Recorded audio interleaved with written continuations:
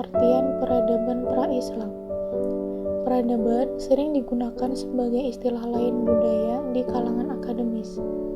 Dalam pengertian umum, peradaban adalah istilah deskriptif yang relatif dan kompleks untuk pertanian dan budaya kota. Hal ini karena peradaban awal terbentuk ketika orang mulai berkumpul di permukiman perkotaan di berbagai belahan dunia.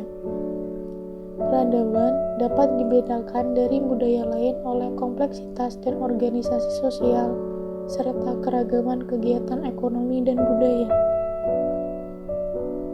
Awalnya, para antropolog dan ahli lainnya menggunakan kata peradaban dan masyarakat beradab untuk membedakan masyarakat yang mereka anggap lebih unggul secara budaya dengan kelompok masyarakat lain yang dianggap inferior secara budaya.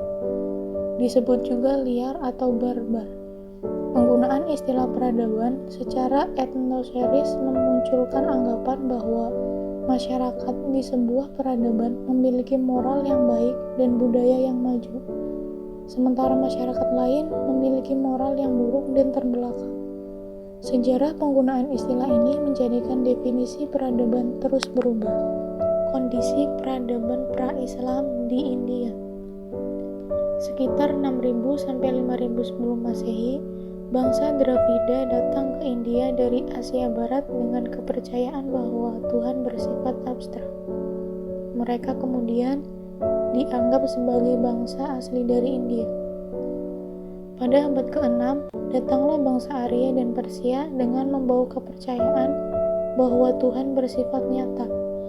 Mereka menyembah api, matahari, bulan, sungai, pohon, serta dewa-dewa. Untuk menyenangkan dewa-dewa, mereka menyembelih manusia sebagai kurban. Kasta di India meliputi kasta Brahmana, kasta Ksatria, dan kasta Waisya. Kasta Brahmana yaitu orang yang mengabdikan dirinya dalam urusan bidang spiritual seperti Sulinggih, Pandita, dan rohaniawan. Kasta Ksatria adalah para kepala dan anggota lembaga pemerintahan. Dan kasta Waisya, orang yang telah memiliki pekerjaan dan harta benda sendiri, seperti petani, nelayan, pedagang, dan lain-lain. Peradaban lembah Sungai Gangga di India. Lembah Sungai Gangga terletak antara pegunungan Himalaya dan pegunungan Vindhya. Sungai itu bermata air di pegunungan Himalaya dan mengalir melalui kota-kota besar seperti Delhi, Agra, Allahabad, Patna, Benares, melalui wilayah Bangladesh dan bermuara di Teluk Bengala. Sungai Gangga bertemu dengan Sungai Kenlung. Tradisi membakar mayat di India. Tradisi membakar mayat ini bisa dilakukan di daerah Varanasi, Uttar Pradesh, sebuah kota di tepi Sungai Gangga. Dalam kepercayaan masyarakat India, kota ini merupakan salah satu dari 7 kota suci dalam agama Hindu dan Jainisme.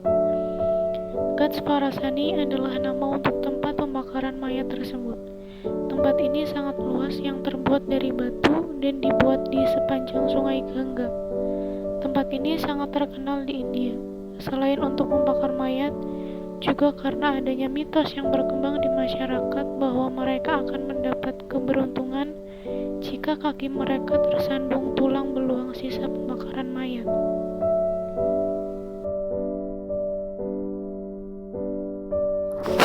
Kerajaan Asoka. Asoka adalah penguasa kekaisaran Maurya dari tahun 273 sampai 232 sebelum Masehi. Seorang penganut agama Buddha, Asoka menguasai sebagian besar anak benua India dari apa yang sekarang disebut Afghanistan sampai Bangladesh dan di selatan sampai sejauh Mysore. Asoka adalah putra Maharaja Maurya, Maharaja Bindusara dari seorang selir yang pangkatnya agak rendah dan bernama Dharma. Asoka memiliki beberapa kakak dan hanya satu adik, Witasoka. Karena kepandaian yang meneladani dan kemampuannya berperang, Ia dikatakan merupakan cucu kesayangan kakeknya, Maharaja Chandragupta Maurya. Masa kerajaan Magadha adalah pada masa pemerintahan Asoka. Asoka memerintah India pada tahun 272 sampai 232 sebelum Masehi. Asoka mempunyai keterampilan memimpin kerajaan yang luar biasa hebatnya. Masa Asoka yang menjadi titik sentral kekuatan kerajaan adalah angkatan perang. Dengan kuatnya angkatan perang, maka Magadha menjadi kerajaan yang disegani kawan maupun lawan. Asoka juga banyak menaklukkan di daerah-daerah sekitar India seperti Gadara, Kabul, Jonas, Kamboja, Godavari, Krishna, Mysore, Supara, dan Girnar. Luas kerajaan Magadha saat itu melebihi luas negara India pada saat sekarang. Karya sastra terkenal yang mereka bawa adalah kitab Ramayana dan Mahabharata. Adanya kitab-kitab itu memacu para pujangga Indonesia untuk menghasilkan karya sendiri. Karya-karya sastra yang muncul di Indonesia adalah Arjuna Wiwaha karya Empu Kanwa, Sutasoma karya Empu Tantular, dan Negara Kertagama karya Empu Prapanca. Kondisi peradaban pra-Islam di Cina. Negeri Tiongkok atau dalam bahasa Cina, Zhuhu, yang memiliki arti negara tengah dan saat ini lebih dikenal dengan sebutan Cina, merupakan salah satu kebudayaan dan peradaban tertua di dunia. Daratan Cina untuk pertama kalinya dipersatukan oleh Kaisar Shi Huangdi pada masa kekaisaran dinasti Qin.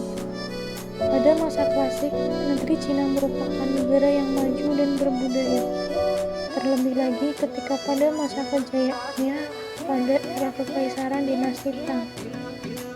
Maka tidak heran jika Rasulullah SAW pernah bersabda perihal negeri ini. Utlubil ilma walau bisin. Tuntutlah ilmu walaupun sampai ke negeri Cina.